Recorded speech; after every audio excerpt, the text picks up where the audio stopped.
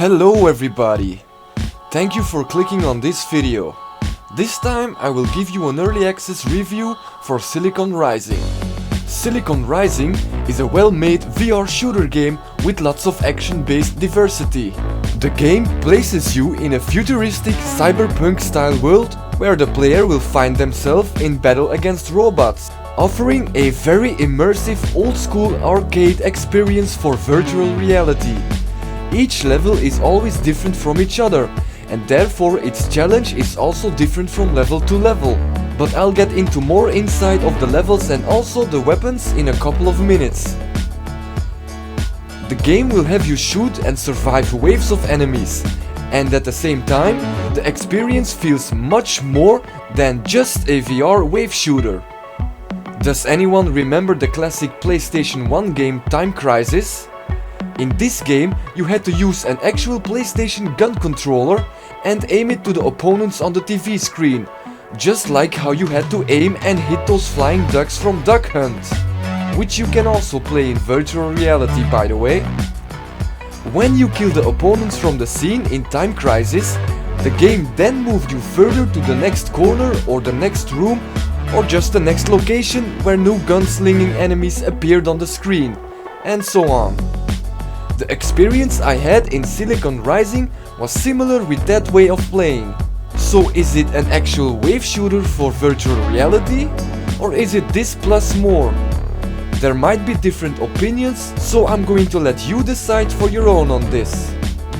Dodging bullets in Time Crisis was super easy. Just press the button to hide fast enough before any bullet could hit you. In Silicon Rising, this is on a whole other level. Bullets are coming to you from all directions, even from behind you. You will hear them passing right next of your ears, also with different speed depending from enemy to enemy. Some enemies even shoot laser beams. If you'll play the third level, you might catch yourself lying on your back on the floor. It happened to me. I even had to do a 360 on my butt. While playing the game, I was able to use 4 different weapons, which were a pistol, some kind of heavy pistol, a sniper, and a machine gun. Currently, I didn't see grenades or any other throwable weapons. Hopefully they have plans to add this later in the game with an update.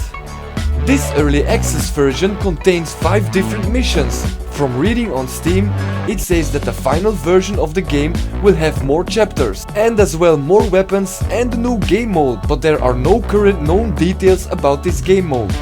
Also very useful to know, the game will work on HTC Vive, Oculus Rift, Valve Index and Windows Mixed Reality. Silicon Rising also have an online leaderboard. Alright, I'm not going to let you wait any longer. Let's take a look into the footage from the levels I played through. The graphics in the game are very good, and the quality isn't different from the cutscenes.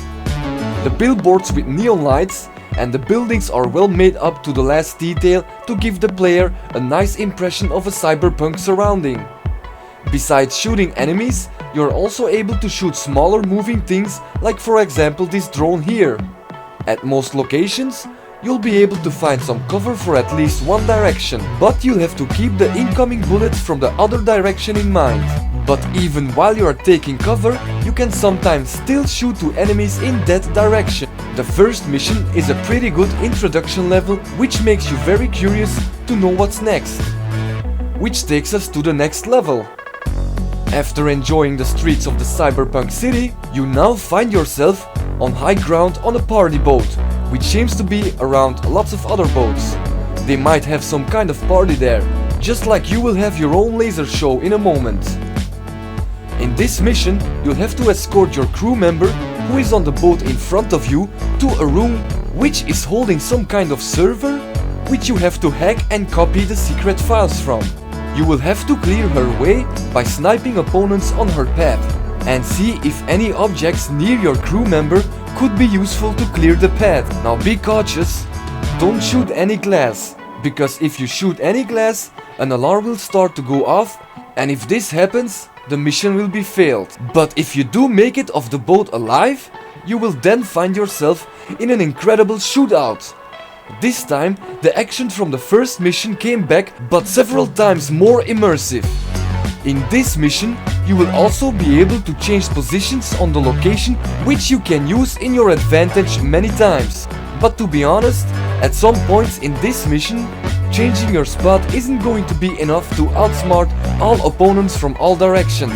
This is where you'll go on your knees and drop yourself on your back in order to stay alive. Opponents in this mission will also be a lot harder. There will be a constantly shooting drone shooting at you, even with rockets. It has a shield, but I'm not sure if you can destroy that shield. I had too much on my mind from everything else besides that drone. You'll also be introduced by another very cool opponent, this giant robot with a very powerful laser beam. I was able to dodge the laser beam each time it was active, but I can imagine that you don't want to get hit by that. The fourth level is special enough to keep the game on an equal interesting base level than earlier in the game. In this level, you'll find yourself in a sweet car which you'll have to control with the left controller. With the right controller, you will have to aim and shoot your gun. In this mission, you'll have to rescue someone and pursue the takers. You'll have to dodge other traffic and destroy enemies on driving bikes and cars. Just like in the movies, you will see exploding vehicles around you after doing drive-bys. I haven't played the 5th mission of the game yet, so I leave that for any of you who is going to buy the game when it's released. I can't tell you much about the release date yet, besides that it should be released in February this year. I played a lot of VR shooters or VR wave shooters already, but this game isn't bad at all. It's honestly a very good one. Each level that I played was different from each other in many details, and as well interesting to do in VR.